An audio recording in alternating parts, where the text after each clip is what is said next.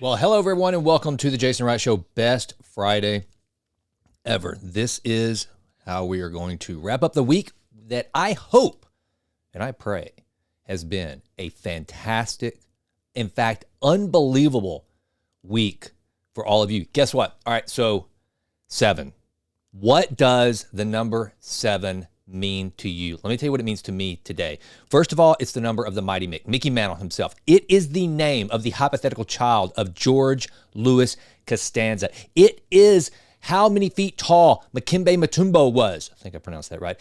And it's also how many days in a row this guy has crushed the Wordle. I have become a Wordle nut, both Mrs. Wright and I, as well as several family members. We are all about the Wordle. And if you haven't played it, it's really fun. Essentially, all you do is you have 5 chances to guess what the 5-letter word of the day is. I describe it as like a little mini Wheel of Fortune type game. And it's a lot of fun. It's actually good for your brain. And it will bring the family together. I mean, grandmothers love it. Whenever you teach a grandmother Wordle, it's so funny. Like Jimlin's grandmother, almost every night, texts or calls asking, did you get the Wordle? And my mother, every single morning, texts us how she did on the Wordle. So if you haven't played Wordle yet, do it. My longest streak's 33 days, and I am now on day 7 because it was 7 days ago. There was a word, I don't remember what it was, but I had no idea what it meant. It was just a BS word. It was a crap word. And every once in a while, they'll throw a crap word in there, so you just literally have to figure out kind of what words you've got and start guessing if you can guess enough of them right. But anyway, so I have this quote for you this Friday that I ponder often, but I'm really looking at it right now and just trying to, I don't know. I've said this before. You know how sometimes whenever, those of you who have read the Bible or you read the Bible, you'll read verses from the time you're like a little kid at vacation Bible school or, and then in college, and then as a young adult, you'll read the exact same verse. And all of a sudden, it will slap you upside the head for the first time 40 years after you read it the first time. That's kind of the interesting thing. I mean, it's true revelation, right? Or it might even have, you may have the revelation 4 times. It may mean something to you in a more profound way each and every time. It's bizarre. So anyway, this quote has kind of been like this for me that I'm about to share with you. And I thought, what a great way to wrap up the week because we just finished a week. And so I want you to think right now. I got a little exercise for you, a little thought exercise for you. I want you to think back on this week. And if you had the opportunity to get this week back, let's say you wake up tomorrow morning and you haven't listened to the Best Friday Ever. Instead, it's Monday. All right, this never happened. This is all just a dream. Go back through your week. What would you do differently? How would you handle conversations differently? What would you do that you didn't do this week?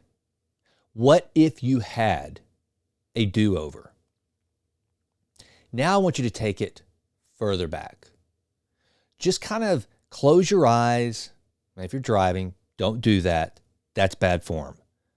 But if you happen to be sitting around at your desk or whatever, blowing off work and listening to the Jason Wright Show, Best Friday Ever instead, which I highly recommend, then close your eyes and think through the course of your life.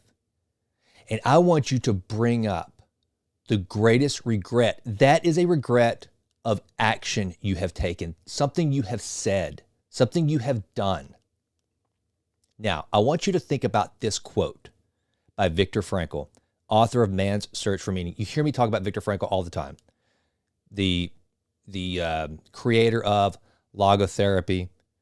Logotherapy, simply put, is finding meaning in one's life through everyday circumstances, applying whatever's happening to you, no matter how horrid, no matter how bad, even the good, it doesn't matter.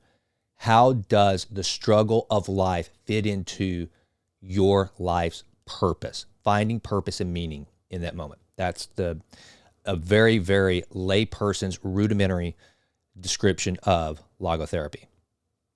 Viktor Frankl once said, "So live as if you were living already for the second time, and as if you had acted the first time as wrongly as you are about to act now." Here's what I take from that as I really meditate on this quote. You and I are going to have the opportunity to make decisions throughout the day, some consequential, some not. The consequential decisions, those that kind of make your stomach burn, those that if you had an audience around you watching you in that moment, do the thing you're about to do, would be like, and they'd be like, wait, what are you doing? Are you really going to do that? Imagine that for a moment, and then act as though you have a do-over. I wrote an article a while back about doing the do-over before you need the do-over. And I think that Viktor Frankl, what he's saying here is, what if we were to just take a moment to pause before those big decisions? A lot of us, we think to ourselves, one of my biggest aggravations, when I hear people, and I know I'm going to step on some toes here, and so just fair warning, I know some of you are going to be like, no, Jason, you don't understand. But I do. So people who they find themselves in, say, an extramarital affair, and it comes to light, and then they say, I made a mistake. Yeah, no, you didn't make a mistake. You didn't all of a sudden go, whoa, wait a minute. How did you get in my bed? Well, you're not my wife. What? How did this happen? I'm sorry. Please excuse me. I've made a mistake. But you're not my husband. What? Goodness gracious. Whoa, my bad. I made a mistake. No. You knew what you were doing. You absolutely knew what you were doing.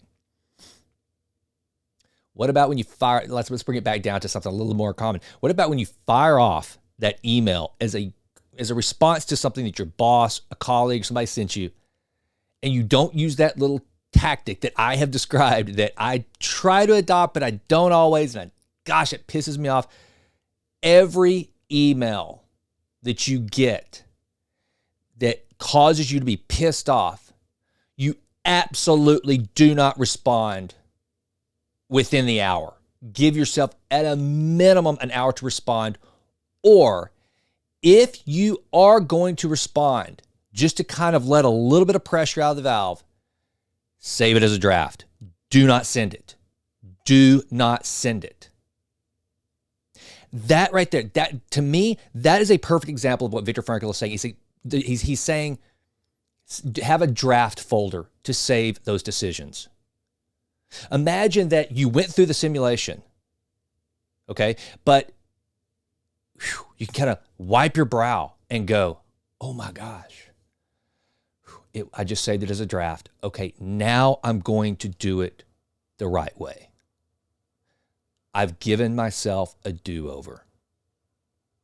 It's being able to take your future self and send him or her ahead a little bit and then bring them back to the present and let present you do the thing that future you should have done. Does that make sense? I know that's a little weird. I know that was a little bit Inception-like, trying to keep up with the dreams, future you, present you. I'm trying to look really smart and sound smart, and that's whenever I sound like the biggest idiot of all. So just stick with me. Just stick with me. You stop and take the time to create a draft folder. And you do whatever it is you're about to do. You pretend like you already did it. It wasn't the right way to do it. And so therefore, you get a do-over before you even need the do-over. So that's it. I don't even want to belabor this any longer.